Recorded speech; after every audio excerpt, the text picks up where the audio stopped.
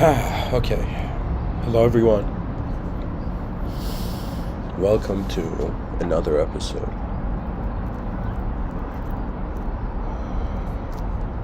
Bear in mind, it is allergy season, and my voice is going to be a bit nasally. But I was inspired to record an episode on this intersection of two ideas. Pretty much the term came into my mind from lost souls to found worlds, and then I thought about how incredible it would be to speak about each of them specifically. So the title for today's episode is Lost Souls and Found Worlds. The concept of a lost soul is very interesting, because I feel we are evolutionary wise, biologically conditioned to fear failure. And what is a lost soul? This concept is very, I could Google it for you, but I would say that it is that moment when a being doesn't know where it is, I've made some notes for this episode. I've written here. So for the title, From Lost Souls to Found Worlds. For the subtitle, I've written how the resolution on the context of the world stabilizes the concept of self.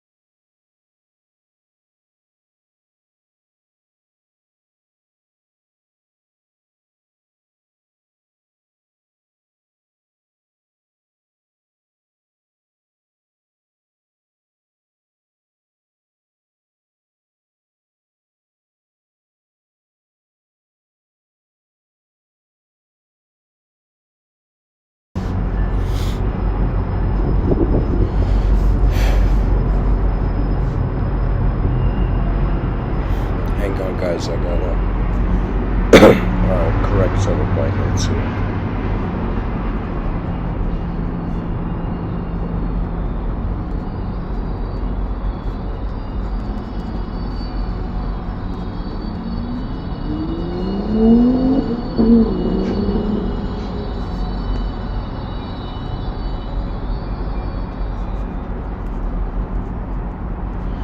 So I guess there's actually many ways to speak about this episode. But I would say that I'm trying to find what's a good starting point.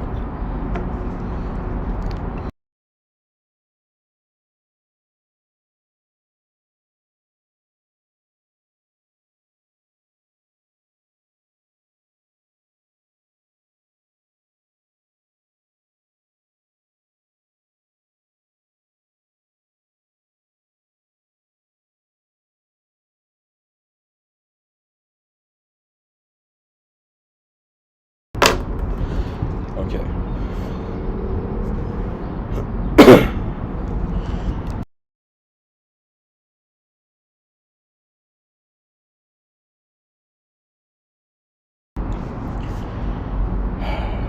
Sorry guys, my nasal passages are a bit burdened, so it's as if like there's I need to go at a slower pace speech-wise. I'll say this, that a lost soul is the consideration of the state of the soul. What the soul is traditionally, it is that which is beyond the mind and that which is beyond the body. For most spiritual people, I would say when you look at somebody like claiming themselves through New Agean metaphysics, it would be as if like they don't, it's like a person has noticed they're more than an object, but they have not noticed that they are more than a subject. The soul is this notion of an intelligence that is aware of all activities of mind and body simultaneously and instantly as the space where they happen. So pretty much I'm trying to give people the sense that the soul is the viewer of the lifetime. Now, when we say a lost soul, really that term means a lost mind. It doesn't mean a lost soul, technically. But we use the idea of the soul to refer to the individual, where like, I've heard people say, look at this poor soul, trying to give a podcast.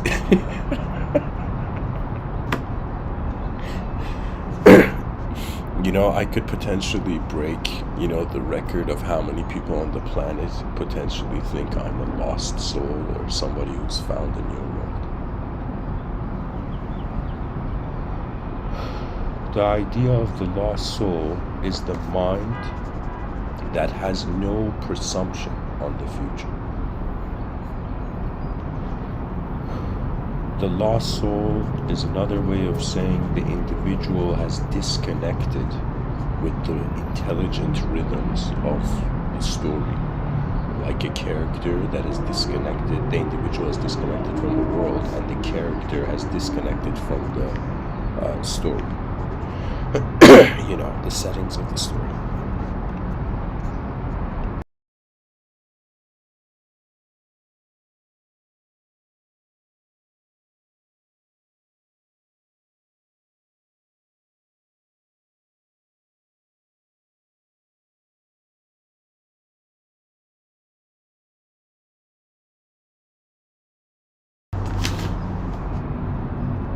The idea of the lost soul is the idea of purposeless character, or its existence without direction. To live a proper life, it is advised by, it's pretty much the whole species, that one needs to, in some sense, successfully play a physiological game with the world. And one also needs to play a successful psychological game. But the issue of what I would say is true lost soulism, that means if this became like a banner for certain states of mind, I would say that it's another way of saying a mind has forgotten its source or has lost touch of its source. Or it's another way of saying that the source doesn't know how to create. That means it's like, imagine there's this dimension of the creation where the creation doesn't know how it was created, and imagine there's this dimension of the creator where the creator doesn't know how it creates. That means I'm talking about like demigod amnesia.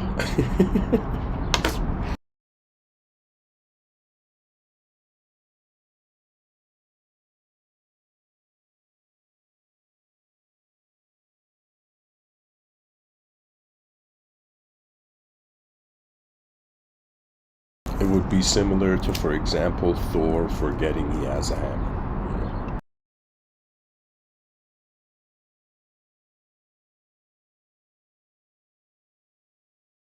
To me, I have noticed that the idea of the human being has certain crossroads.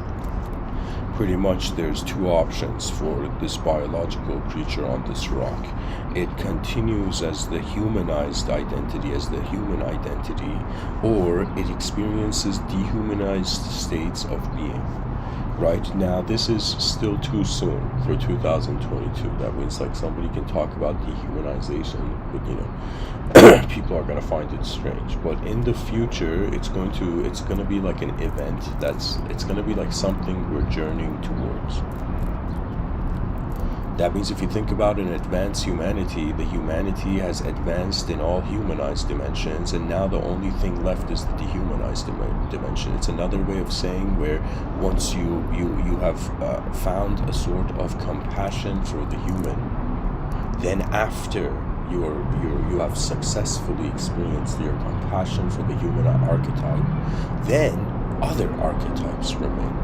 Right? The discussion of intelligence is another way of saying it can be personalized and it can also be dehumanized, impersonalized.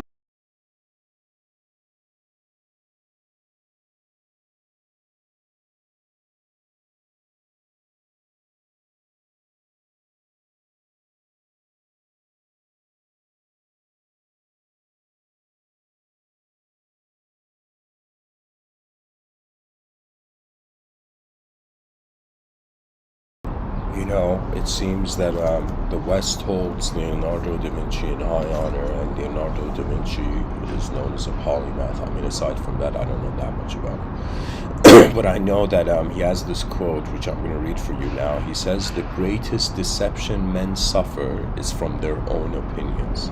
And it's another way of saying if there's a potential for dehumanized truth, then in some sense it's like the human species is suffering on on a non-physical level, on an inner level, because of the opinions it has on itself. Do you know? Like there's a chance that everybody got it wrong. There's a chance that everybody got it right, which is a multi-universal kind of truth. And then there's just this moment in this universal sector where after 4.5 billion years, creatures have opened their eyes, and it's as if all newborn children are lost souls on some level, right? They are lost souls because their soul has not been found. The personality, like it's a very, I mean, it's like that moment where, you know, I heard recently some people were talking smack about Jacques Lacan, you know, on social media. But to me, this concept of the mirror effect is ingenious. And so Jacques Lacan says that the child's psychology develops when it can look in the mirror and notice that its reflection, notice what it's seeing is its reflection.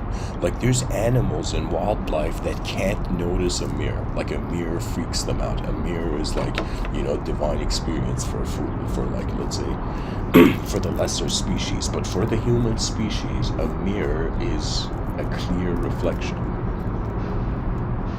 And so what I'm trying to say is that it's as if before the concept of the soul could be attributed to the individual, the child is being born as an existential presence that upon the breath initiating memory, so in some sense the child is like an empty glass, and society and life and all its experiences and memories, it's like what's been poured into this glass. Now there has to be like a single drop of water into the glass, and that is when the first idea of a self is established for a human being. To me, parents celebrate, like they celebrate the existence of their child, like their child is born and they're like, oh my god, you know, new soul in the world, you know. But at the same time, they don't celebrate the moment the child is born to itself as an idea. That is something which I think most parents just never get to acknowledge. You know, it's as if really the body, sure, the body was born and it's like nature has its born. The mind awakened. It awakened to a genetical certainty of its position. You know, there is a chance that, I mean, there's a way of looking at it as a body where nothing is a simulation. It's like what we see is the only truth. And then there's another way where human intelligence functions, where I would say it's like the mind realizes it's the originator. This is a remarkable moment, you know. Usually those people who have too much pride have too much of a sort of proud external desire, kind of forget, you know, the superior states of being that function, the mind, you know. It's another way of saying like mastery is when something becomes second nature. You know, like right now, if you look at, like, let's say, like, you know, jiu-jitsu, like Brazilian jiu-jitsu, like, I don't know, people seem to be obsessed with that nowadays, right? It's as if, like, you know, a certain group of people, like, appreciate, like, these martial artist masters, right? But if you look at, like, for example, walking, it's as if you begin to see all humans have mastered walking. They have mastered breathing. They have mastered existing as existence. Do you know what I'm saying? This is something where we're all, just by the nature of enduring in the space-time continuum, have come to master. Right? It's as if nobody, you know, it's like when you want to drink a glass of water, everybody has like master level skill, like the greatest martial artist and, like, you know, the most foolish human being. Both of them, when it comes to like drinking a glass of water, it's very simple. Do you know what I'm saying? It's a sort of like, there's a sort of universalism to accepted mastery.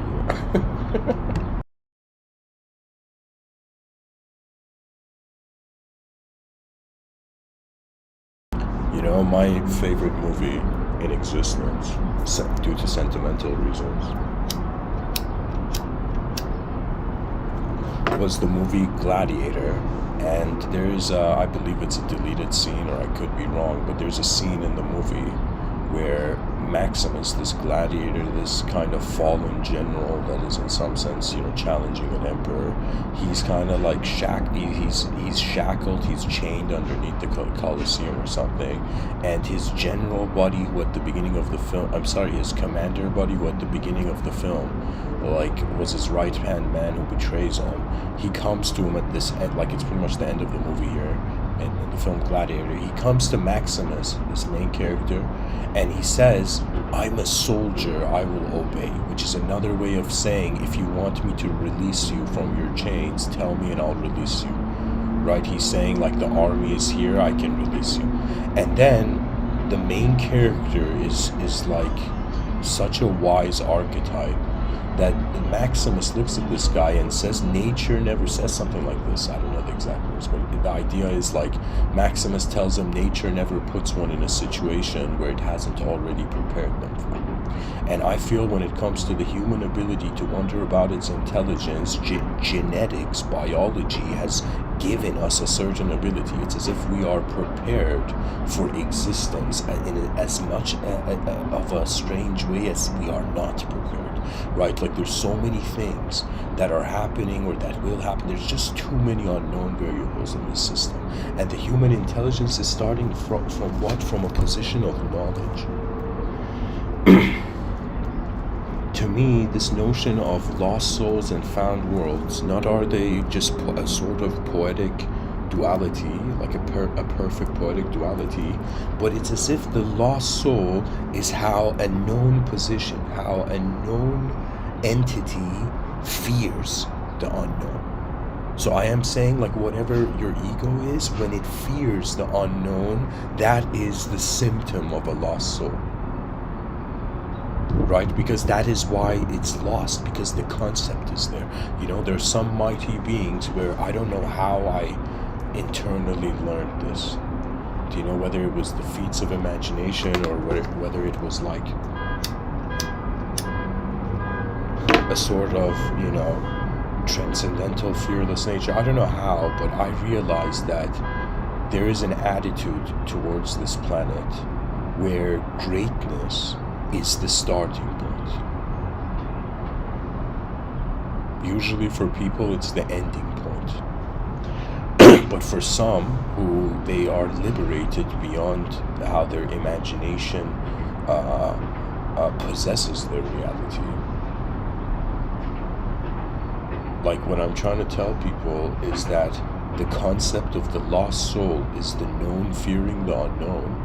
The concept of the found worlds is another way of saying the known loves the unknown, because that is the opposite.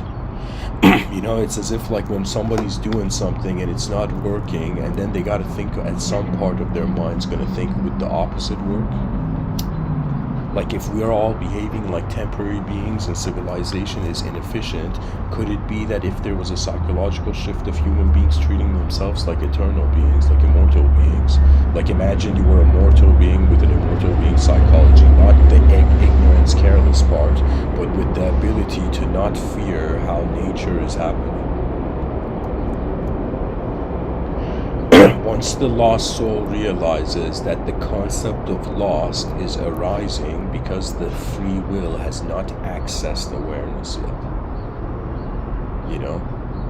I'll tell you, there's been moments where I have felt like a lost soul, but not in the cultural way. Like, that's nothing. To me, it's like when I look at society, I'm like, oh my god, Shakespeare plays evolved, you know? You know, I'd probably be that person where, you know, if Morpheus, you know, from the movie Matrix posted on the Facebook page of like Neo, you know, that it's like reality's a simulation, I'd be like it's like the Matrix, right? I would be like the first person to like that post.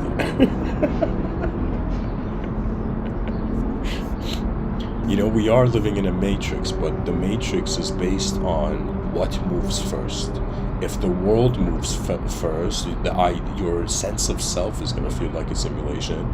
If your mind moves first, your sense of self moves first, the world is going to feel like a simulation. It's another way of saying that the dimension of the body, it's like looking at René Descartes' mind-body dualism, but now considering that there is a speed to the dimension of mind and there's a speed to the dimension of the body. For me, in order for me to kind of simply explain this, I use the term inner realm and outer realm, because it's very easy and memorable that way. You know, everybody knows they have an inner life, everybody knows they have an outer life. Now, I'm trying to point to the listeners that there's a speed to the inner life and the outer life. The faster the dimension of mind moves, the body is going to feel like it's the effect of the free will. That means it's either you move the world or the world moves you. If the world moves you, your inner realms are slower than the outer realms. If you move the world, your inner realms are faster than the outer realms. To me, when I look at, for example, you know, let's say Elon Musk, right? To me, he is someone where his inner realms are ridiculously moving fast. Like in a supreme way where it's as if like Yoda would look at Elon Musk, you know, or I don't know, some Jedi would look at Elon Musk and be like, the force of innovation is strong in these people. Imagine in the future, all Star Wars fans, you know, they start living, you know, as if like, you know, with the honor of like a sort of common intelligent force. I mean, really, when you look at life, all ideological systems in this cause and effect like system, they either, I don't know how to tell you, it's as if like the story of the world that human beings are accepting is a story that is like a point in space having like 3-4 types of axi. So it's, imagine one point, one sphere, and one small sphere, and then just like lines going through the sphere, and each line is a sort of dualistic chapter of reality.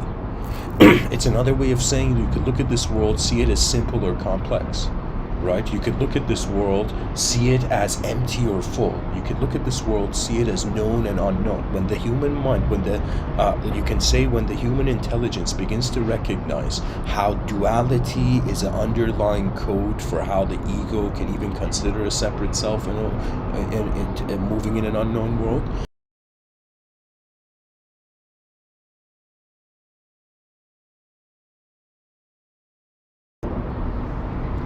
The meaning of life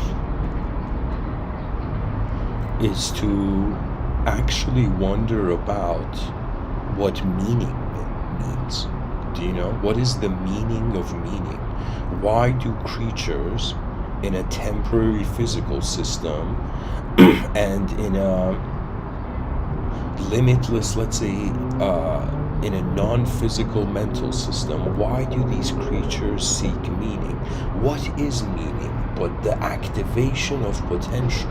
Do you know, when I look at people's lives on this planet and I think about how much more efficiently the future generations will live, then I get this feeling that why can't we live that efficiently now? That means instead of waiting for the future generations, it's like all those who are alive in 2022, it's as if the great retaliation of humanity to the biggest problems in history. You see, there are some people who their sense of leadership comes from controlling what is below them, and there are some people who their sense of leadership comes through abiding with what is above them. It's another way of saying all the great people on the planet were viewing through greater eyes. They were in a universe where there were greater beings than them, right? Because this whole Tower of Babylon story, where all the human beings were united trying to build this tower to the clouds where the gods stood, and the gods didn't like it, so they made the human beings speak different languages and no longer be able to build this tower. To me, the same thing applies, but instead of human beings building a tower, it's all the memories and ideas in the human mind shaping the ego that becomes a power-hungry mechanical mutant. Right? Because I have seen, guys, politics, and let me tell you, it is to me as if it's like I don't know how to tell you this, but anywhere where there's a conscious being and it does not abide by a sort of inner intuitive decency conscience, corruption is not even bad. It's like, you know what it is? It's like toxic, right? I'm trying to tell people that emotions of individual success have clouded a species' curiosity or birthright to see what its like collective greatness is, right? You know, it's as if I'm trying to tell you, walk in a world where whatever view you have on the world, there is a greater world simultaneously walking, you know? Let's say back in the day there was this really strong hero, the mightiest hero ever, right? And so people went to this mightiest hero and they're like, do you get strength from your ancestors? How are you so mighty? And imagine this mightiest warrior looks at the person and says, no, my strength comes because the future generations are watching me right now. The eyes of the past have become the edges of the world. The eyes of the future will land in the present. You see, I am trying to get the species to treat the human intelligence as if poetically your soul or your free will's generative source, do you know, animating force. That is, it's like, okay, it's like this archetype where we have the body being a soldier, just for the sake of metaphor, I'm going to say this. The body is a soldier, the mind is a commander, the soul is a general. The body is 100% known, that means it's accessible, at least to some full extent, not 100%, but the body is known. The mind is semi-known, semi-unknown. The soul is pure unknown. That means somebody's like, yo, is the soul 100% unknown? You know, and then there was a round of applause and they're like, that's an accurate percentage, sir.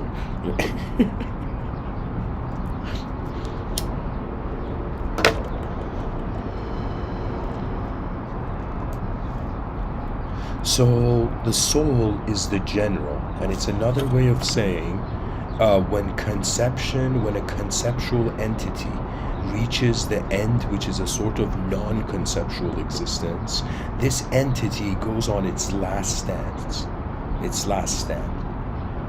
And it's another way of saying that if the body fails, the commander comes in to assist the soldiers. If the commander fails, that means if there is So let's say if there's inefficiency on a physical, on an existential level, that's like the soldier's failing, right? But then the mind is like a commander in the sense that it has a superior rank to the body. The body is the servant of the mind is the servant of the soul is the origin of the whole world. It's as if what soul is where understanding goes.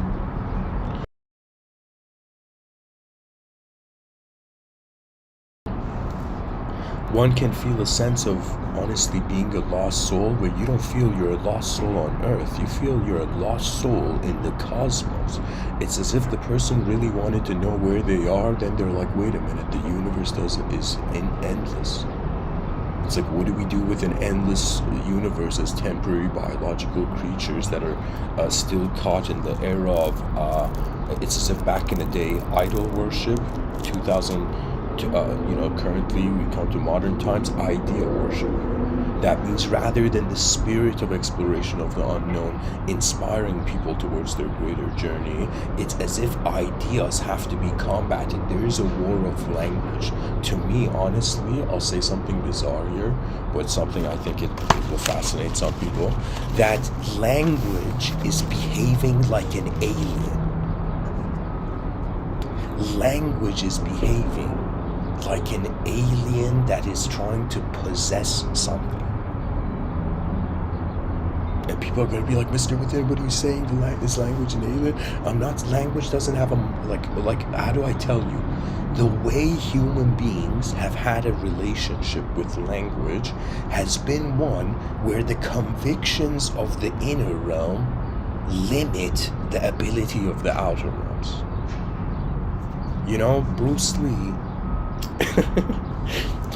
I'm gonna go to Bruce Lee right now. Bruce Lee has this thing where in this interview somebody's asking him some ultimate question and Bruce Lee's like, be like water, my friend, and then like, I don't know, he kicks like,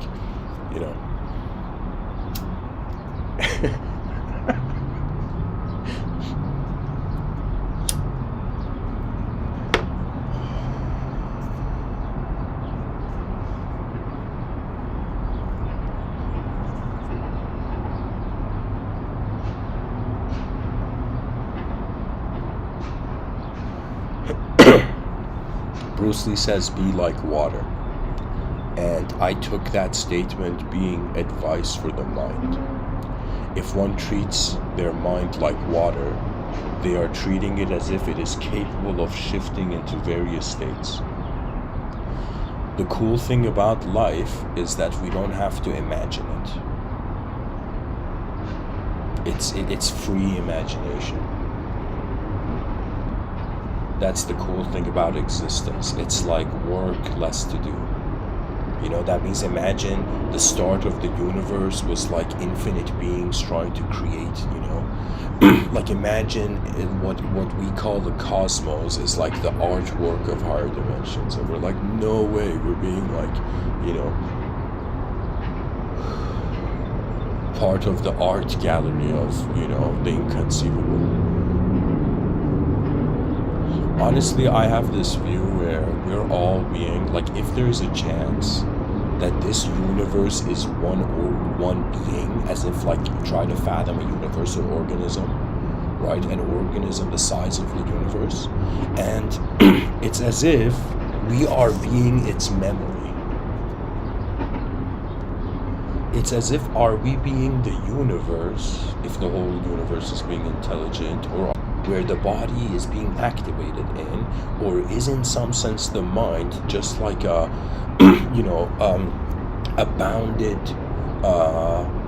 chemically bounded film projector?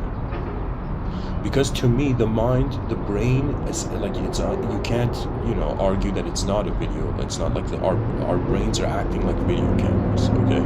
But they're like video cameras that they do the editing inside. Right? So it's as if the brain is like, the editor, the director, and the actor.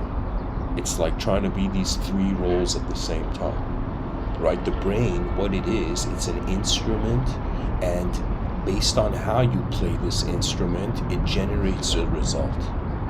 That means imagine the first person who found, like, I don't know, created, let's say a time traveler from like 2022 went to the past, like at some primitive time, like agricultural time, and just like dropped a violin or dropped a guitar, like on like some primitive farmers, like crops, you know? And so imagine that primitive farmer getting this guitar from the future and just playing around until it realizes what it can do, right? Similarly, we are living life to realize the potential of life. The greatness of the species is the activation of the greatest potential of life.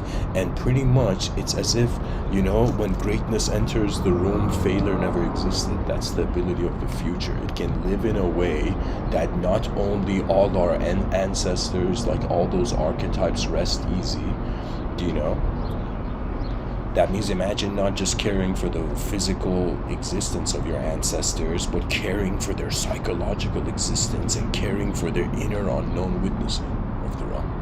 Right? On some level, sure, the more energy, I think life is energy, the easier it is to be dehumanized witness of, as the whole moment. But the idea is not to just become a pure mind or become a pure body. I'll be honest, I think I can honestly say I am one of the people in history who has experienced, at least for some years, living more as a mind than a body. And when I say living more as a mind than a body, that means imagine the person waking up, and rather than being like, okay, I'm just, you know, the same story as yesterday, the person is keeping the whole moment unknown, and the moment reveals its known variables. You know, they say patience is a virtue, but what they don't tell you is that patience is immortality's destiny. Like,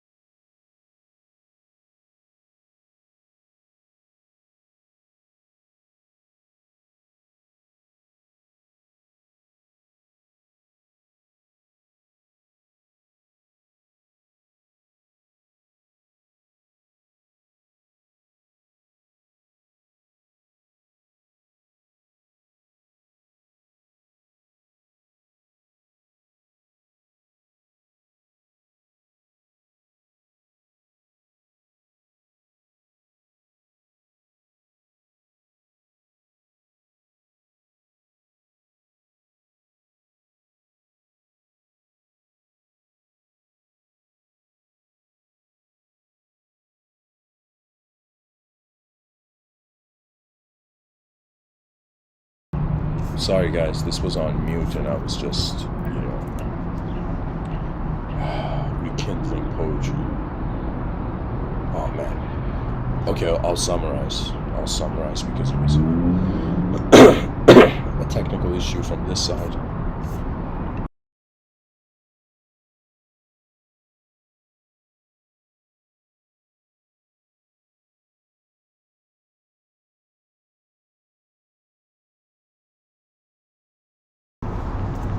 A part of what wasn't recorded because it was on mute was I was going back to this idea of excuse me.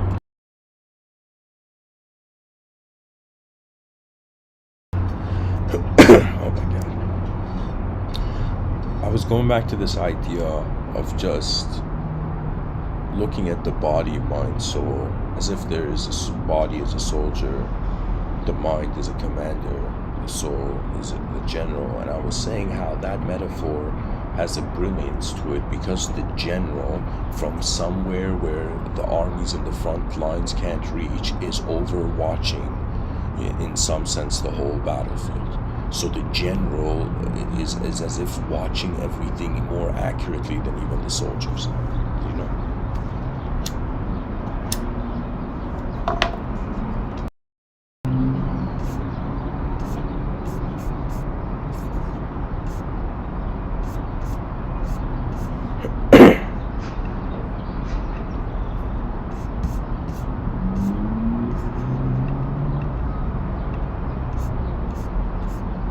Excuse me. So in some sense, the general is watching the whole battlefield, and the commander is not watching the general, but the commander is watching the soldiers. The mind's role is not to know the soul, right? The mind's role is to serve the soul. There's no way mentally we can figure out what we are. That's another way of what I'm trying to say. But anyways, it doesn't mean it's as if, even though, I don't know how to say it, sometimes you can see truth without being it, you know. You know, that means it's as if the future hasn't arrived.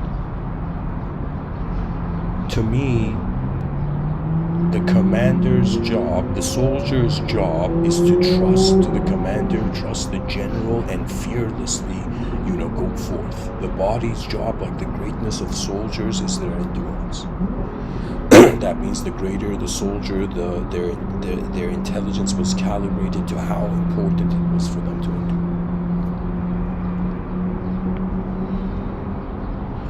endure. So the body's role is to go forth pretty much fearless, the fearless march of a species into, the greatness of the unknown future. We must consciously and efficiently enter the future. We must be a friend to all worlds. Right now, human beings are afraid of robots, aliens, transcendental archetypes, fictional creatures. It's as if fear is everywhere. It's like too much fear, It's as if, anybody can fear anything. A person can even fear the concept of fear. The person could fear that they're thinking about fear, The person can fear the idea of fear that represents a sort of experiential fear. Do you know what I'm saying? Like, the mind is playing so many games with itself. But in reality, it is coordinated effort towards this victory of a collective nature. What that means is the body, it knows that if it fails, the commander and the general will fail next. Right? So in some sense, the commander knows if the commander fails, the general will fail. And the general knows this. It's another way of saying the soul knows that if the body fails and the mind fails, it's as if then in some sense, the general has failed. So I think this is a brilliant metaphor to this spirituality. Because to me, leadership cannot exist if you don't care about the future. There's nobody can think they're a great leader if they have not cared for the most efficient path to the future. It's just the responsibility.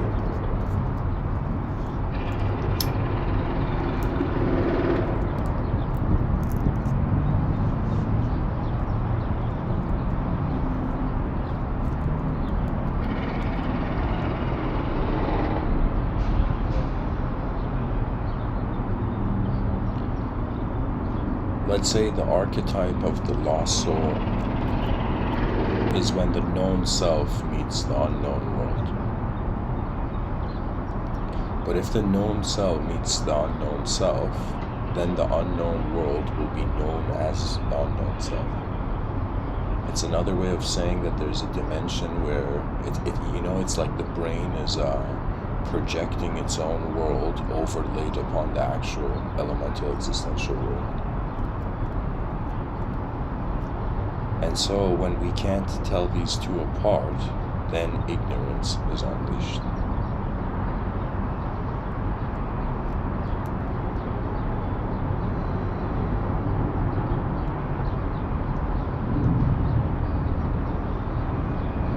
There's this man by the name of Sri Ramana Maharshi. He's this yogi, this enlightened yogi.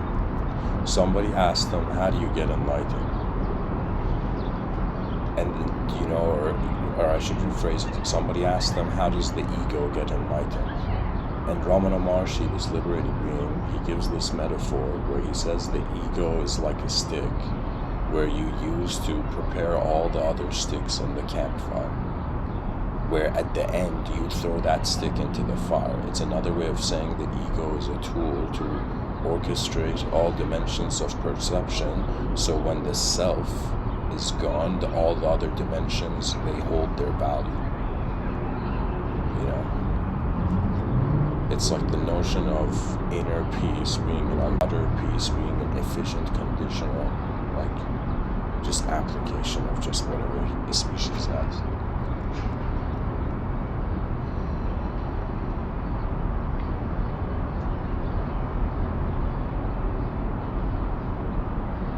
It's as if science fiction is another way of saying the mind got to the future before the body. The perception of reality is honestly like, is the brain happening or is a sense of self, It is like, are we giving too much credit to the free will?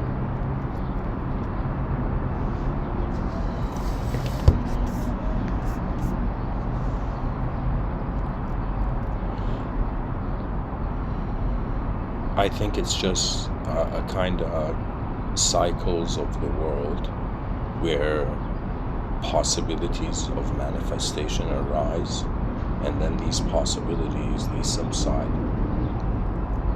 It's as if the waves return back to the ocean. It's like a sort of eternal energetic space, and manifestation is the waves of this, let's say, eternal energetic space. Right? So it's as if space, if space was an ocean, its waves are manifestation. And we are on the top of the wave, and we are like a surfer on the wave of like existence. You know what I'm saying? But the surfboard is the story, the inner story we tell ourselves.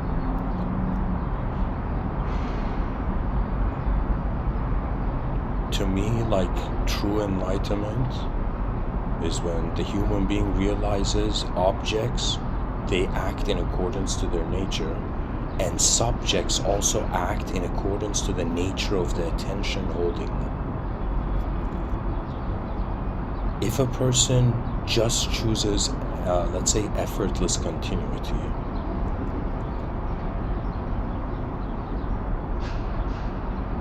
it's kind of like I'm saying an infinite effort cannot fail.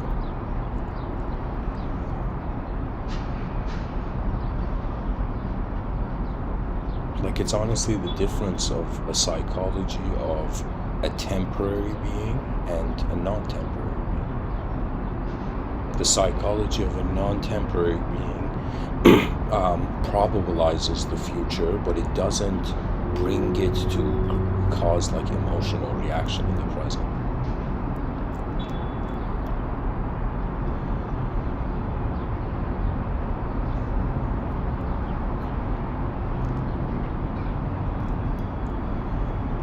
There's a sort of oceanic intelligence to consciousness. There's so many random things happening on the planet that consciousness was one of them. something made an object become a subject to itself, then wonder if it's a subject only, or if it's an object only, or if it's a subject inside an object, or an object inside a mind. Eventually the philosopher reaches a point where I would say it's pre-philosophy, it's pre-consciousness.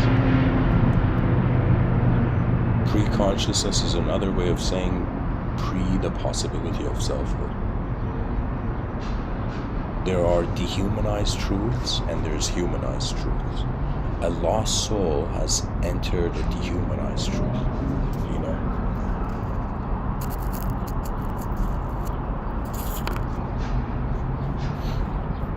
But when the lost soul finds the world, finds a new world, it's another way of saying all suffering is caused due to the laziness of wanting to add new dimensions. That means the Buddha had this option of, sharing his story with people or just pointing to emptiness.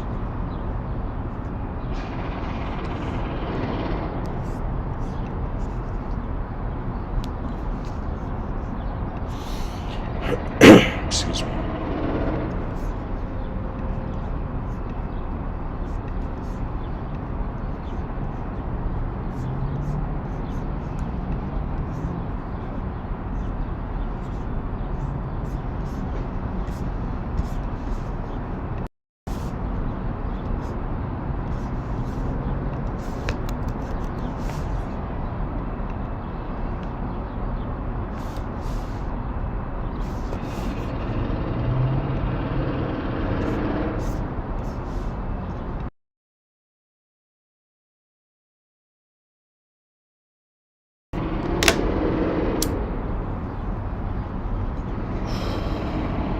In the trenches of civilization 1.0, minds will activate beyond the concept of unknown.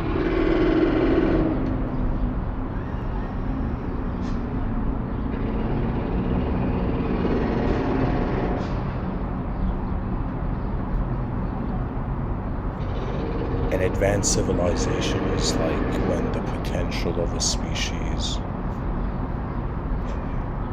met the future's destiny.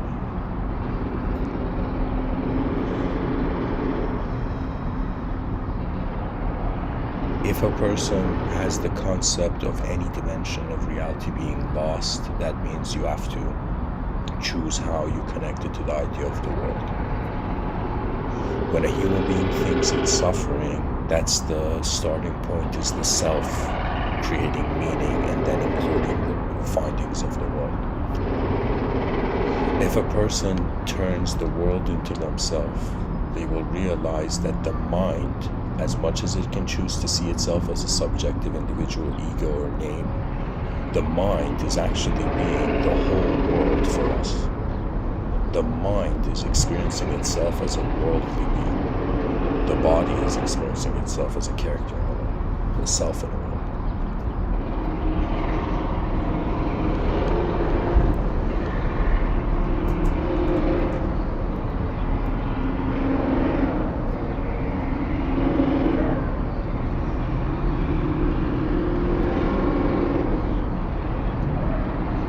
It's like mysticism says your eyes were open before they were closed.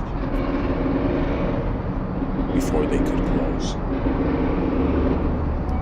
But I would say the calling of an advanced civilization is wanting to build 8 billion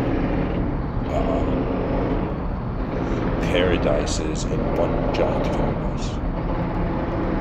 That's the evolution of freedom. Everybody got their freedom. And their freedom was in some sense how the future happened. Because what is the role of free will? To dictate the future, to decide how the future happens. The free will is, you can say, unknown attention declaring itself as known. What it is that there's an inner realm behind human beings. Like we have access to. It's as if like, all the lesser animals, all the other animals on this planet, their heads are underwater. We are the only animal that its head came above water.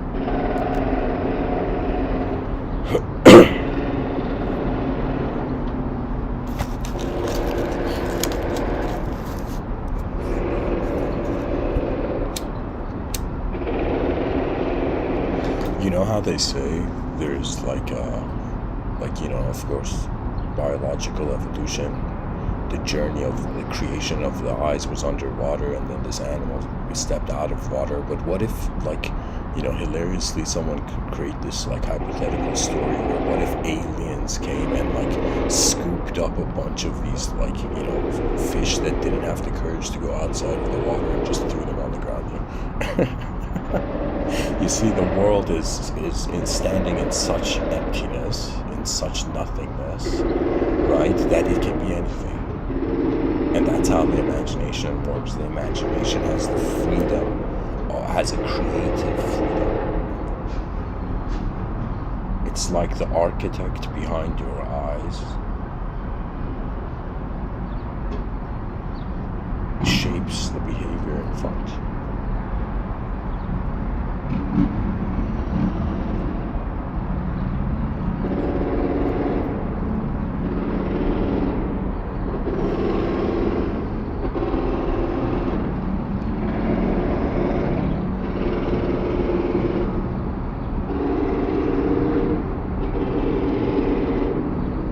Are you guys hearing these sounds in the background? This is the sounds of Civilization 1.0. This is what we're dealing with. Like the future generations are going to be like, I can't believe how much noise our ancestors had to live through. They were so courageous.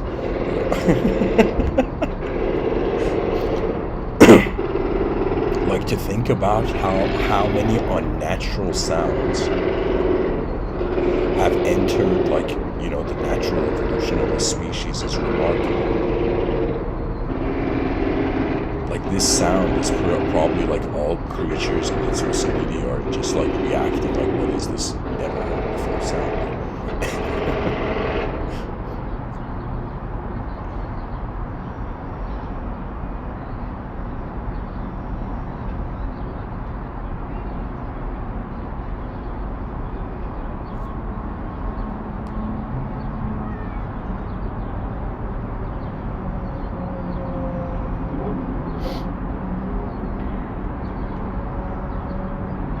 The lost soul is a hollow belief.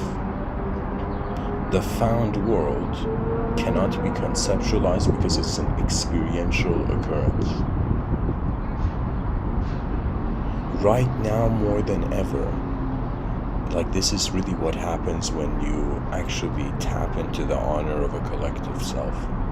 Right? When you honor the future, something very remarkable happens to the intelligence of the human being. They begin to have dimensions of collective responsibility. And when I say collective responsibility, that means you look at life and based on how the being is functioning, the human being is functioning, dimensions are projected.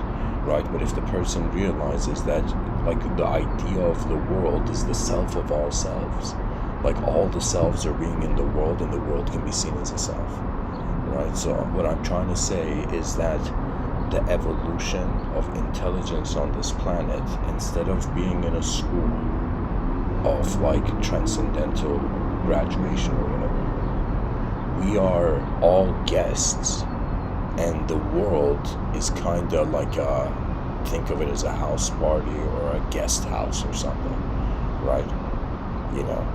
And it's we've all attended this event, this concert called existence, and the main or I shouldn't say concert, but imagine it's a house party, and we're all guests in the house of existence, right? And we're it's now, instead of everybody wanting to evolve with infinity, to dance with infinity infinitely, it's the person begins to wonder, where is the host? That means it's like either the person feels that they are the source of reality, or they feel they are not the source of reality. The moment they think they're not the source of reality, what is the source of reality? And it becomes like kind of like, you can say, the enlightenment activities of those who actually go beyond the mind. Like I can tell, like when I usually see people, I can tell if they have experienced a dehumanized. When I say dehumanized, I don't mean like machine or alien and all that nonsense. I mean something where there isn't the human archetype isn't present in that simulation, in that universal consideration.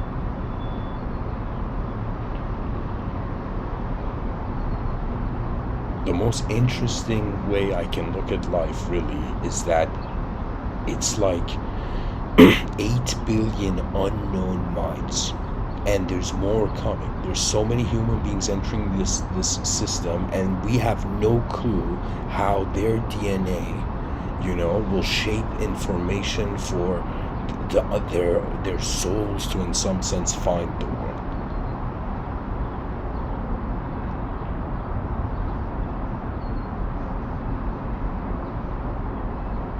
It's as if somebody who bowed to nothing in the past and the present, and then they suddenly, when they saw the future, they bowed.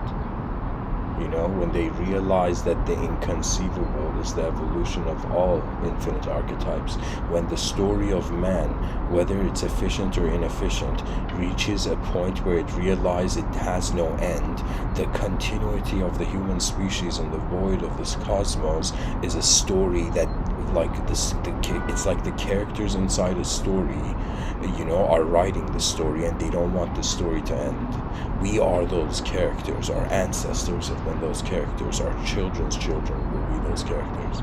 The world is a simulation of inner self, inner reality. It's as if everybody's private universal server behind their eyes, grants them an individual ability. It's really what I'm trying to say is that in front of our eyes, sure, 8 billion creatures on a rock, but if you look at it from the inner realms, from behind our eyes, it's as if 8 billion worlds are moving as 8 billion characters in one physical world. It's as if the inner life of the individual is not just, their ability in regards to like a sort of, archetypal consideration, right? Based on how you see the dimensions to being, you are a being. If a person experiences a state where it's as if, imagine a child is born on this planet, and before this child dies, this child realizes there is a state where attention and existence and energy are just present so instantaneously that it's prior to the ability to project thought. It's as if the intelligence that is being the brain suddenly has noticed that the brain is happening in an instant. It's as if, how do we study the brain? It's like, how are the eyes open?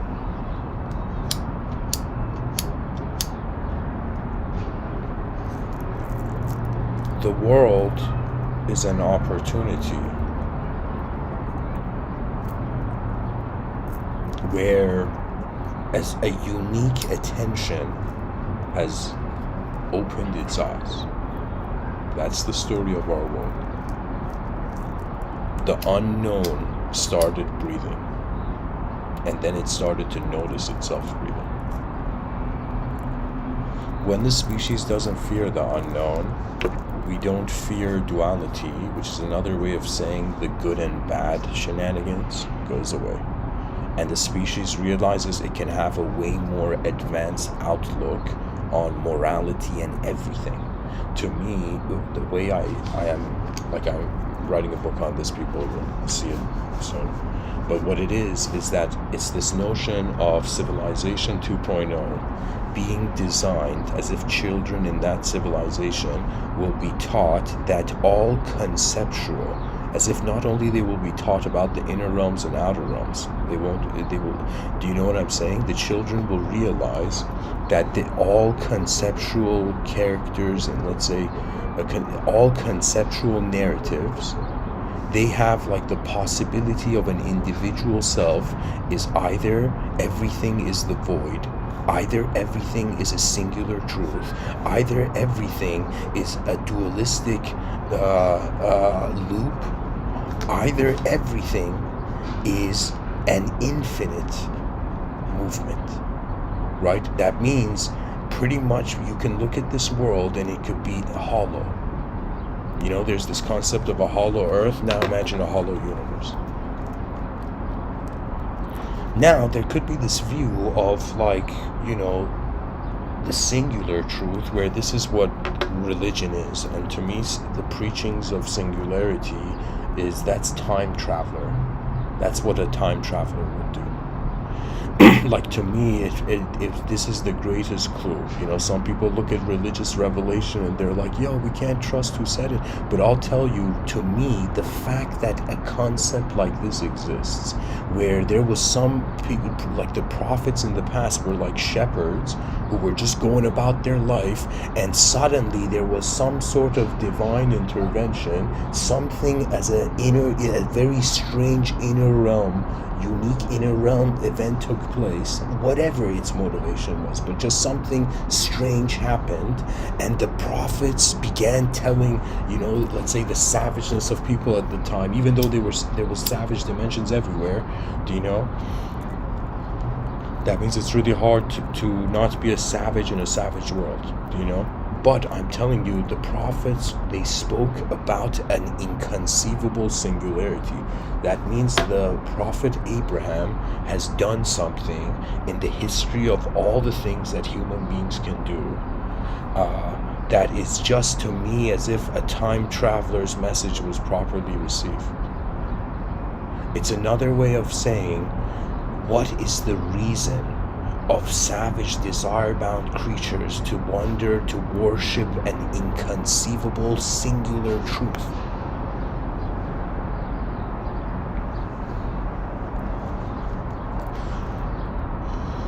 The most beautiful thing I have realized about existence is that its geometry doesn't lie.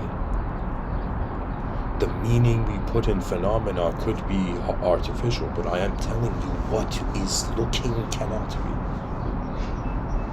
The secret of the mind is to discover how it's all happening. Civilization 2.0 would be a sort of civilization where the moment the person wakes up, they will have an emotion nobody right now is experiencing. In an advanced civilization, when you wake up in the morning, you are in the honor of all the advanced dimensions of the human effort. You see, right now, people are like, you know, have their individual failures and victory. In the future, the collective victory is going to become the winner of all desires. When I'm talking about the advanced civilization, I am telling the species, I have found the end of the world.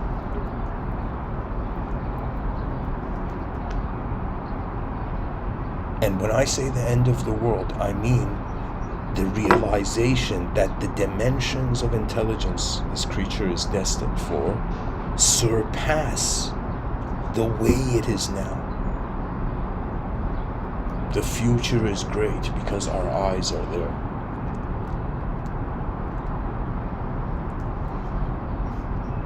One is lost when they accept they are lost.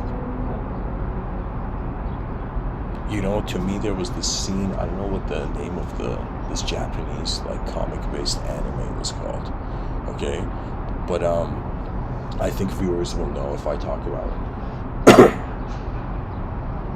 Pretty much, there's this battle of the gods and human beings, and if human beings, they have to go find their greatest warrior, and the gods have to bring forth like their greatest warrior, and if like they're gonna fight like a bunch of rounds, and if human beings win, the gods are gonna allow the human being to continue.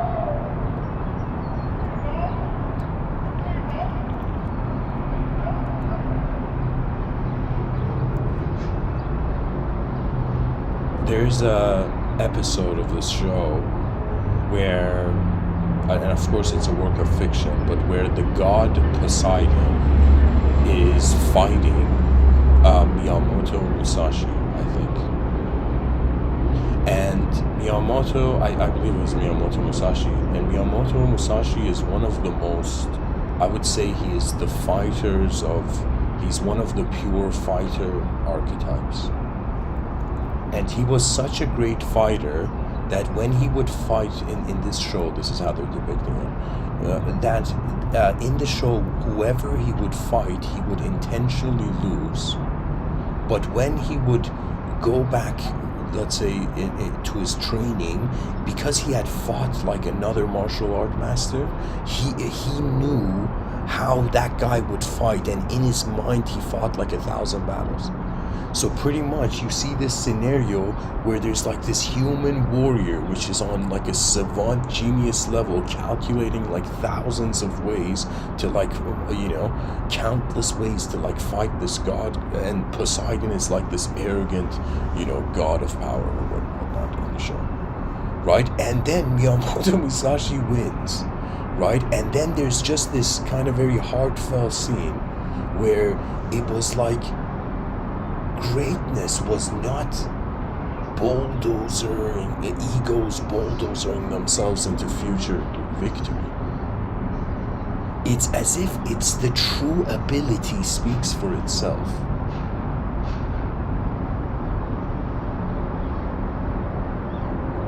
That's it. True ability is the great measure.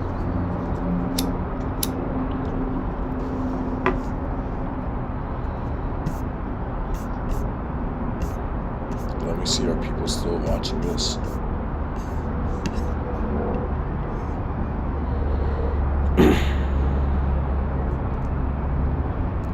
So, welcome everyone.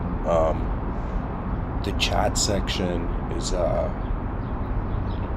treated as a wall that you can write anything on, and like, in the future they might see like, the chat section, like imagine my talk somehow endures 100,000 years in the future, right?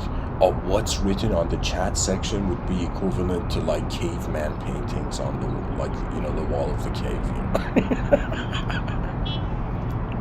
So feel free to ask any question, or challenge the nature of existence,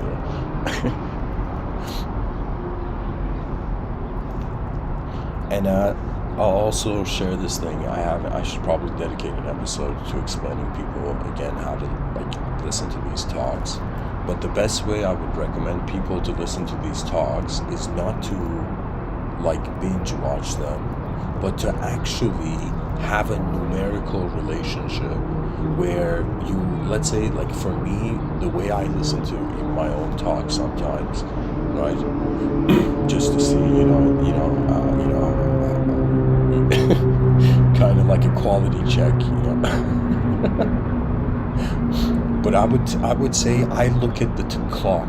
Like right now, it's 4:22 p.m. Okay. So I would go and listen to the talk, and I would just go on YouTube, search MW422. Or you could choose to see the 4 as, for example,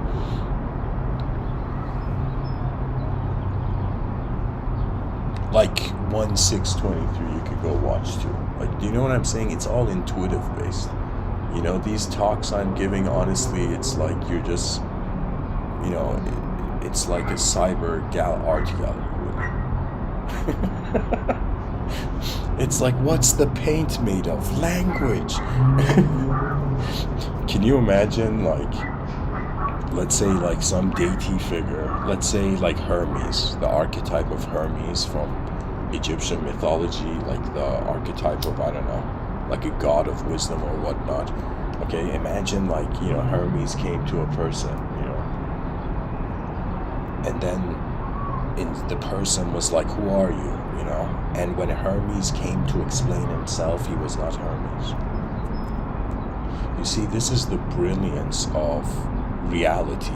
To me, survival of the fittest and the evolutionary narrative, its purpose was to get human beings to become subjective world builders.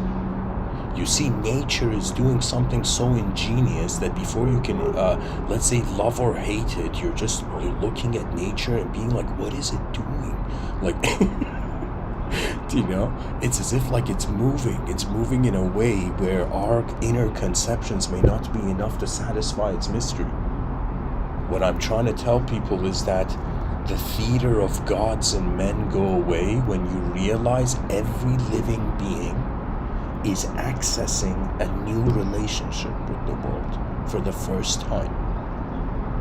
Do you know, imagine somebody watching a YouTube live stream and then the person realizing their consciousness is being live streamed in the universe. It's like, this is the power of presence.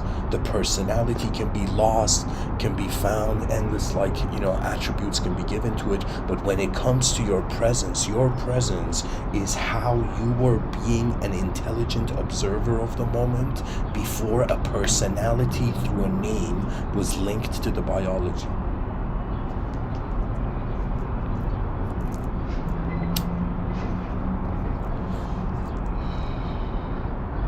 So I'm going to tell the listener something, whoever's listening. And it's 4:25 p.m. right now. At 9 p.m., there's a Discord event. And the Discord events are group discussions on a certain topic, you know. So I would encourage people, if you've listened to this talk so far, you know, allow your attention to tackle universal questions. There is no stupid or smart people. There is universal beings and individual images.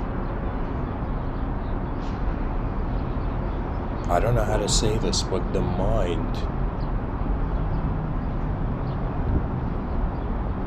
is a space that can instantly animate with visualization.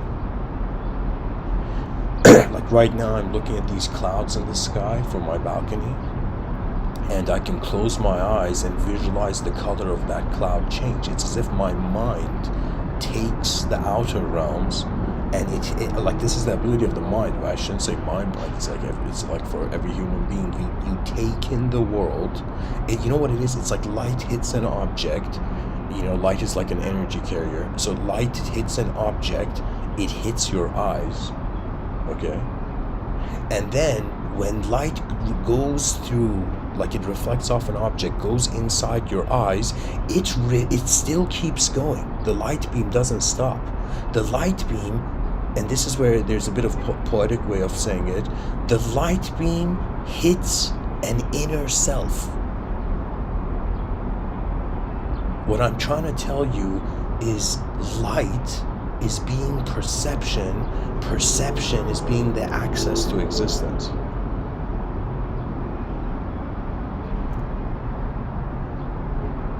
If the species realizes there is more unknown than known, we will have so many explorers of the realm, and that would be an ultimate human victory. It's as if, don't be a good person, don't be a bad person, be an explorer of the ultimate scenario of the species. That's the true problem. Do you know? It's as if unless anybody has tackled that problem, genius is like, that word cannot be authorized.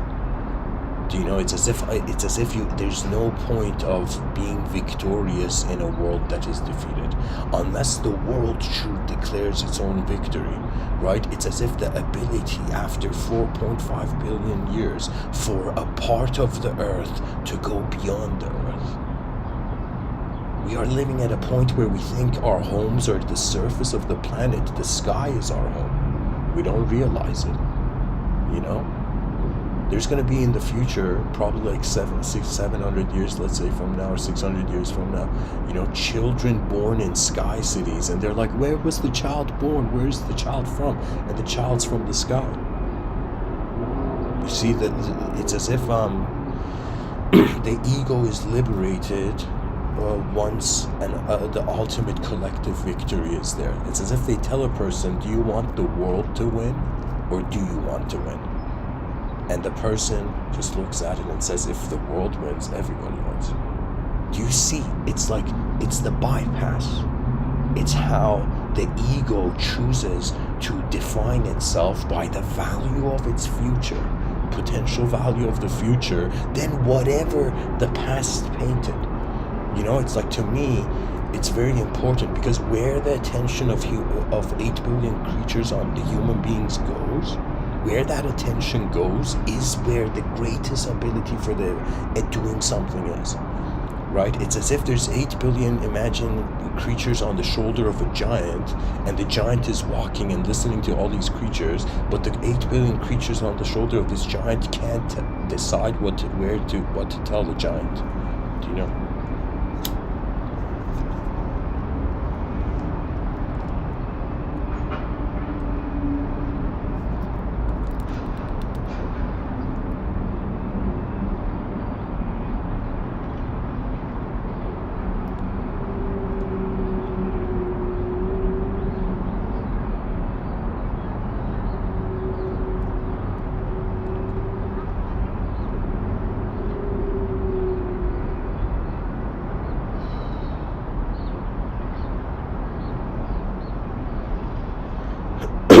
Excuse me. What can the human being do? What can an object do? What can a subject do? What can the greatest way the subject and object have moved to? What happens once the soldiers and the commander is victorious? What happens when the body and the mind are enlightened, or liberated, or released, or freed, whatever it is?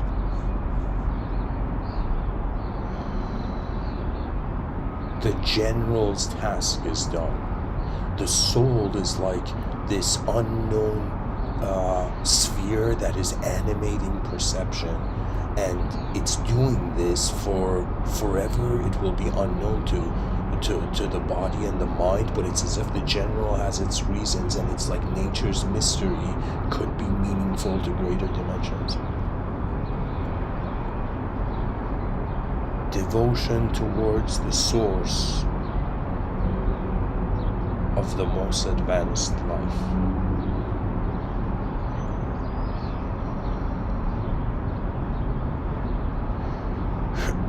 I have this feeling that in the cultural dimension, what's going to happen is that we're going to have cultural rock stars. And when I say cultural rock stars, I mean in the sense that information, we're like in an information age, we open our eyes in an ocean of existential phenomena and implications of existential phenomena as like second round, thoughts. I don't know how to tell you this, but nature, there's a simplicity to it that holds the secret of the unknown. And then there's the ability of the human mind where it marches forth. If there is a conscious response to the unknown, the concept of the lost soul archetype cannot exist. As long as the attention accepts the future. That means you don't need to have faith in the past or faith in yourself, the present, anymore. You require to have faith in the future. Do you know, as if in the future, people are going to get offended if, like, the future of the species is, its ability is ignored. Because to me, culture is never the same. Do you know, they say history repeats itself, but it's impossible. Ideologically, it's impossible.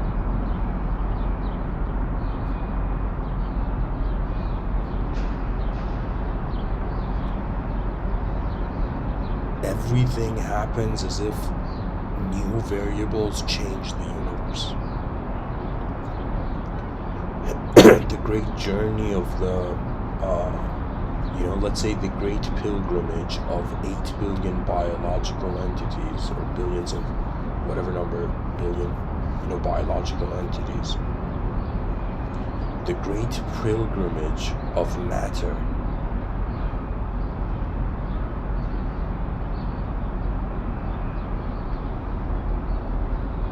into the pure lens of the mind, and then from the pure lens of the mind, a dehumanized contentment with how self is and existence is untouchable. No thought can touch it. Our eyes are the center of worlds. An unknown multidimensional, or let's say, we're just believing we're physical creatures, not realizing like we have been multidimensional from the beginning. So it's as if like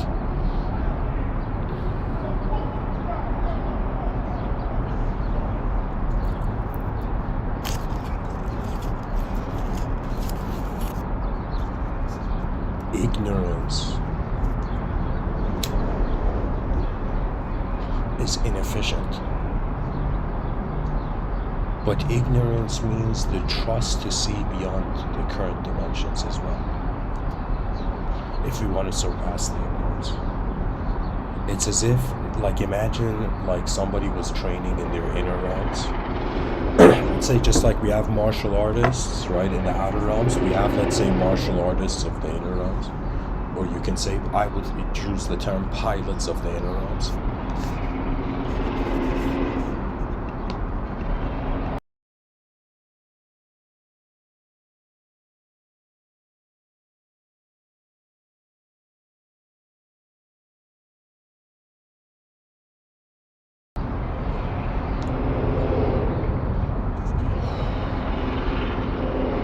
In the inner realms, a person can entertain so many senses of self that at some point they're just like, alright mind, alright karma, alright reality, like forces that move reality, you win, what is this?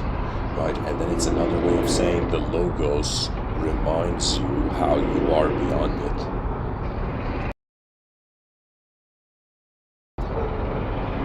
It's like, imagine,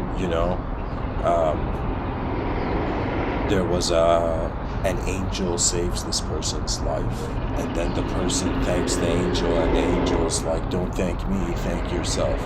And then the angel leaves, and then in another scene we see like this angel costume being taken off, and it's the future self of this angel.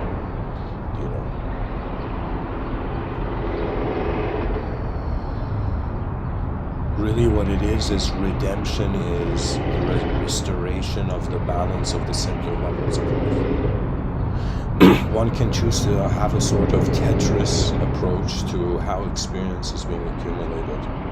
Based on the information a person has, their universe is kept. But now, if a person asks questions, it's as if the inner universe now wants to clarify something in the outer realms.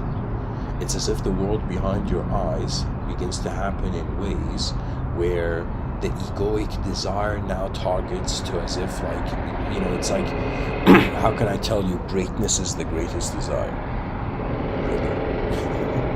But to get attached, and desire is a notion of how is your attention piloting in the moment. If a person desires an object, then your attention gets locked into an object, which means you're possessed by matter. If your attention goes to how you're being a mind or a subject, then your attention goes to your inner realms, and you can get possessed by language and thought and all that. This is why I'm saying mysticism is not for the faint of heart. Right? But if you go to a sort of state where you become the pilot to the meaning of the moment, which is another way of saying you trust the airplane, and then consciousness is when some sort of mysterious intelligence in the shape of the human being is moving, right? Like we called ourselves human beings, right? But nobody knows what this intelligence is. As far as, we know to some degree that it's like this genetical, biological, program, like, like moving on the surface of this planet. It's really like the dynamic dimensions of intelligence can't be turned into an image, and the simpler levels of intelligence, they reach a point where you can't put an image on. Really, we have reached a time where I think it is fair to say, even though we have one biological body, We have reached that point in human history where now the human being, it is displaying that it can acknowledge itself in multiple dimensions. It's another way of saying that you are a collective being behind your eyes when it comes to your inner realms. But in front of your eyes, you're an individual being. And fear ultimately is how the individual outcome leads to the collective. You see, it's as if it's as if the difference between poetically the Sufi young soul and the old soul was that the old soul was naturally free. Do you see what I'm saying? Freedom is not a conditional relationship, because the moment what you're doing to be free, that you stop doing it, you stop being free. True freedom is how successful the context of the world started.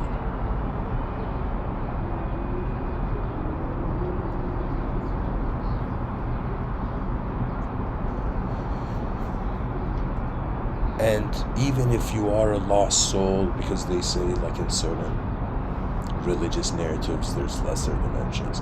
Really what it is that nobody knows where the world is going. And the world doesn't know how human beings will move in it. What I mean by this is that the future generations don't know how they will be born, right?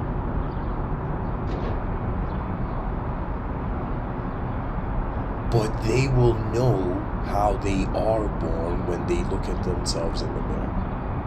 You see, the genetics is the continuity. It's like multiple layers of information, right? It's like the moment the person realized they had a lineage, they're like, what am I? Like some computer program that's endlessly updating? Like some genetical, biomechanistic program that's just endlessly updating, and every generation creates its own meaning. Like, what is this? The inner realms of human beings, it is important, individual freedom, but individual freedom, if it denies collective freedom, then something more important than individual freedom has been found. That means, is it more important to become enlightened in the world, or is it more important to realize an enlightened world? It's as if the truth that one is seeking outside, the truth that one is seeking within, beyond all the conceptual ways that reality is happening, you will see how simply attention is being the whole moment. This realization of attention being so simply the moment, this is Satchidananda, this means bliss. So once you experience dehumanized bliss, you do not fear dehumanized states, because you realize all that is left is how the unknown reveals the inconceivable movement, the attention. The movement of the inconceivable is attention. You see, what I'm trying to tell you is that superior states of intellect have to consider from the outside of the eyes of the human framework, how do the eyes of the human framework look, right? It's just part of intelligence. We try to cover more angles, Advanced civilizations are built on teams. Do you know what I'm saying? That means it's as if there's going to be so many, probably let's say if 8 billion human beings decided to build an advanced civilization, every group of people, let's say advanced teams arise, and each of these teams has their own vision of an advanced civilization, and they're just marching into the future, but they are not, it's not a sort of dictatorship ideal. The ideal is how can we get the enthusiasm of a dictator, instead of being on collective enslavement, being on collective freedom. Do you know, I'm trying to say, how do we turn the head of chaos for it to realize without order it doesn't exist? And how can we remind order that the past cannot be eternalized? You see, reality, chaos and order is pretty much how much everything remains the same and how much suddenly everything changes. Do you know? It's like the person's about to sleep and suddenly they get a phone call, and it's like, to them that's a chaotic moment, That's a moment where they start praying to the universe.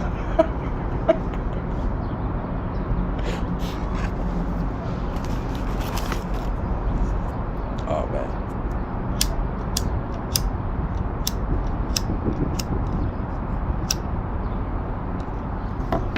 On honestly, I'll say this in a very silly, simple way. I feel very just privileged to exist. I feel privileged to be able to notice a universal problem and to also realize that all art is beautiful if art is novelty.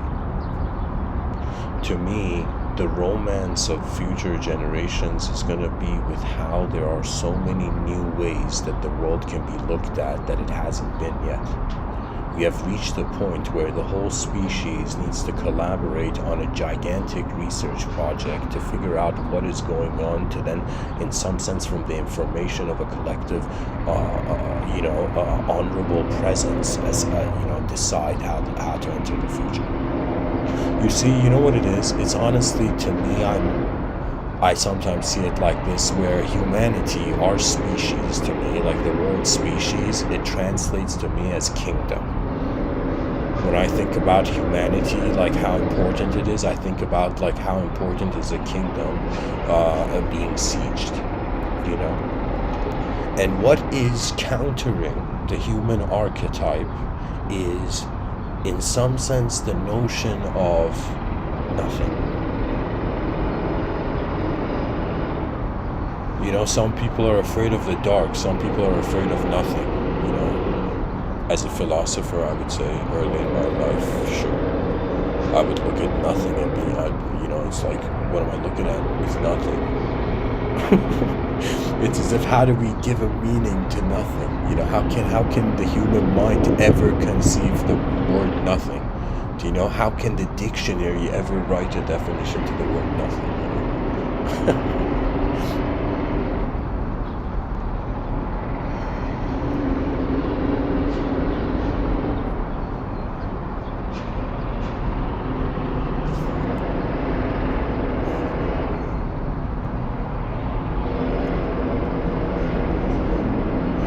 Okay, so guys, I'm gonna pay attention to the chat section.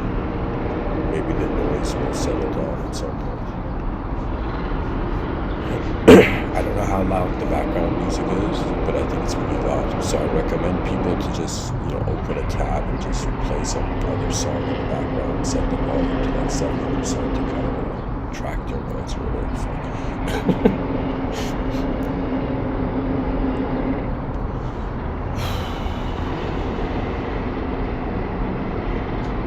Thank you for all the great comments in the chat section, guys. I've learned to do an analysis of how serious to take these comments. I've decided to not take any of them serious, but somebody says, what's the quickest way to complete my mission? And then something, I don't know what it means, and then when am I happy the shaman resonate spikes? Give me the keys that I already know, I just need a reminder. Alright, man, this is a very complex question you're asking. But I'll tell you, if you think another person can give you freedom, you haven't understood what the concept of freedom is. If you're waiting for freedom, then you're not free. You see, this is the option. Either it's instantaneous or you are waiting to catch the butterfly of infinity. That means either it will never come or it's instantly here. That means be free before you ask the question. That's the only answer. But, I said I'm not taking any of these seriously, so. And guys, sure, the chat section can be used as a, notepad for poetry, but questions bring in new dimensions. Answers close the reality. To me, when somebody finds an answer to something, it's as if they are closing the doors of their world. But when somebody asks a question, doors are being pushed open. As if, imagine you were so strong that you just looked at the door and the intensity of your stare, opened the doors.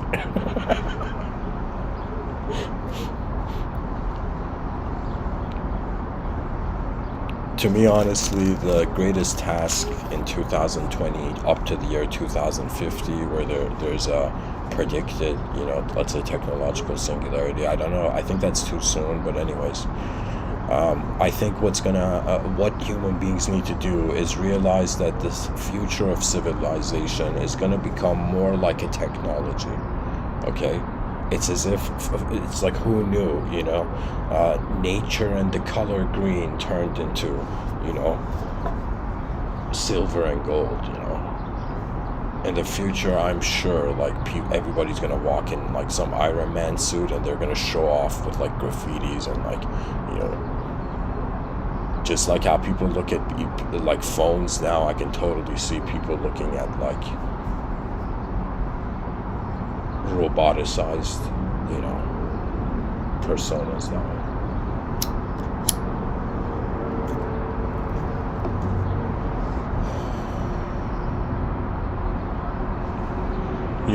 For me, the Iron Man movies have such an important philosophical implication, because it's like, if a super intelligent computer suddenly like see that movie, they're going to be like, okay, human beings cooperated, with AI. Like AI and human beings fought together to get rid of extraterrestrial evil,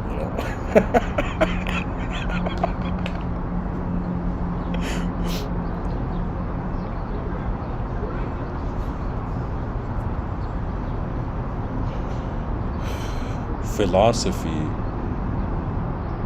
as a concept, I would say it's one of the guardian concepts of the species. Science, religion, these are all like collective, they're like ideological giants. It's as if history is not just filled with great people, but great ways where the moment has been positioned. There is honestly a genius to nature. And I honestly believe any person who they have found an innate, unconditional inner contentment suddenly with the world, that state is not there to be claimed, but it's as if you are looking through the, dare I say, other end of the tunnel.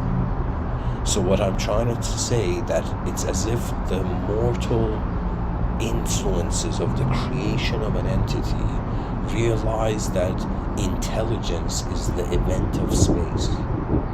It's a quality of the space.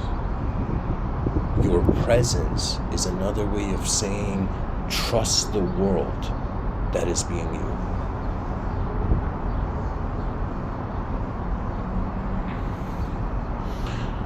Okay, so somebody's talking about Jesus in the chat section. And I would say, to me, the Christ archetype is significant, because at least what I know is that Christ said the kingdom of heaven is within you. And there's this quote attributed where he says to be in the world but not of it. You see, really wisdom has been the advanced behavior of people. Sometimes I think if the species didn't have this desire, how would it evolve? And if it, in some sense, it had, like, how would I tell you it has desire? Like, how would the species happen if there was no desire for anything?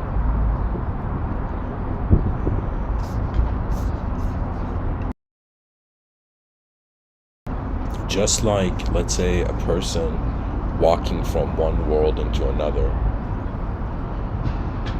The beauty of the past has led to the momentum of the discovery of the future.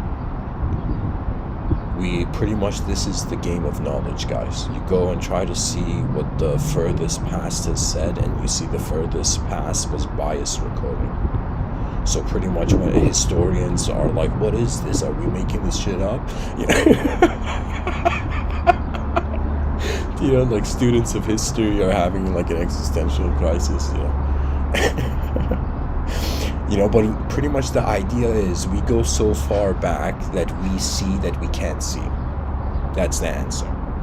In other words, when you study the past, you reach a point where you see nobody knows. All right. So in other words, the game of knowledge and trying to complete the levels of the past, right? Imagine there was a level of this video game called Handle Your Past, you know. Do you know? And so imagine the person had reached the edge of the past and they had realized the origin of meaning is unknown. So that means when we reverse engineer back into our earliest memory, we meet the unknown, the presence of the unknown, actually. You know, and when I say you meet it, you remember it as your being. I think this is normally what happens, but who knows? You know, who knows? Who knows? You know.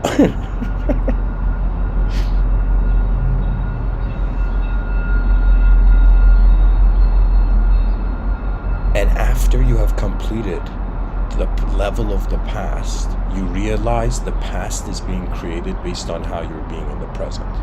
Once you complete the level of the present, that's another way of saying you have renounced the world, but not you have renounced the world, you have completed the level. Okay? The present is very simple, guys. The source of desire, they say the source of suffering is desire. When you go to look at what desire is starting from the source of suffering. That means there is a source behind desire, and that source comes to the instantaneity of how attention has to be energy in order for space to be intelligent enough, for conceptual domains to be self-revealed. You see, behind your eyes, revelation is in worlds changing. In front of your eyes, revelation is based on how you change them. The concept of the lost is as if it's like we lost the idea of the lost. You know, it's so remarkable. This is the beautiful thing, I would say. There's a sort of integrated, interconnected, interdimensional relationship with being able to see one moment of life and its architecture is beautiful, and then suddenly being able to see another moment and the beauty of one inner event echoes into the other, right? And so really what it is as if you are being the presence of the awareness where the world event is being accessed.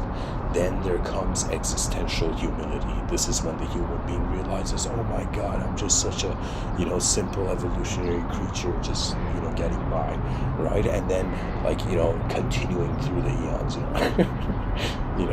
And so really what it is that I think at the end of every human being's lifetime, they're just going to wonder what else could have happened. And if they don't reach the contentment of realizing the past is going to the future, the present is going to the future, the greatest wisdom is to just, for the man in the mirror, to just, put it's another way of saying like your mind, the commander calms down the body. That means it's as if there's the ego is scared, right? And like this idea of the person is scared of like non-existence, then suddenly it's as if the commander restates the command. And then and the command is in some sense, life is superior to death. Life cannot die if life requires to be life.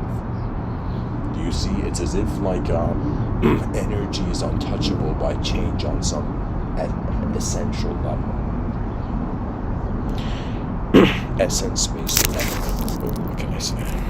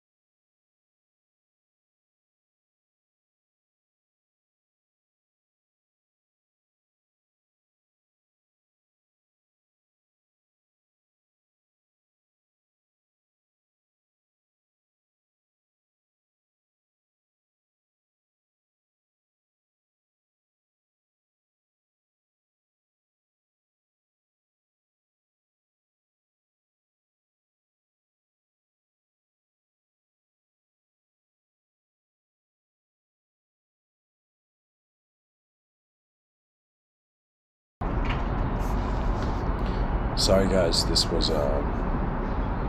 was an audio issue.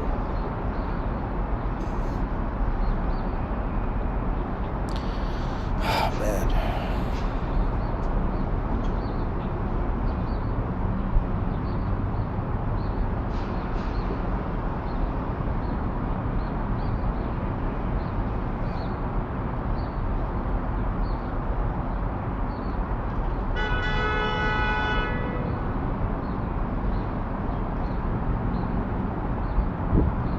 Beyond the dualistic frameworks of the lost and found, there's just nature being itself, and nature allowing itself to be in its inner realms.